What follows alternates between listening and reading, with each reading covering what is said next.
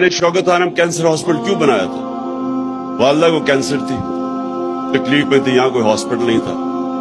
میں ایک ڈاکٹر کو میو ہاسپٹل میں، مجھے ابھی بھی یاد ہے ڈاکٹر مسعود ہوتے تھے، میں ان سے کنسلٹ کرنے گیا اپنی والدہ کے اوپر. باہر مجھے اس کی ویٹنگ میں ایک آدمی نظر آ گیا، بوڑھا آدمی. وہ جا کے اس سے وہاں پوچھ رہا تھا کہ میرا، اس کا دوائی مانگ رہا تھا، کوئی اس کے جو کمپاؤنڈر جو بھی ہوتا ہے اس کے پاس کہہ رہا تھا کہ ایک طرف پرچی پکڑی ہوئی، ایک طرف دوائیں پکڑی ہوئی. کہتا میں نے ساری دوائیں لے لی ہیں. اس نے کہا نہیں آپ نے نہیں لی، آپ نے ابھی یہ بھی لینی ہے. اس کی میں نے شکل دیکھی، بوڑھا آدمی.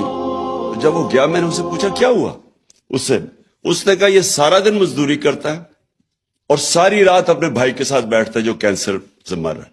تب میں نے فیصلہ کیا کہ ہمارے جیسے لوگوں کو اتنی تکلیف، امیجن کریں بیچارے غریبوں کے اوپر کیا گزرتی.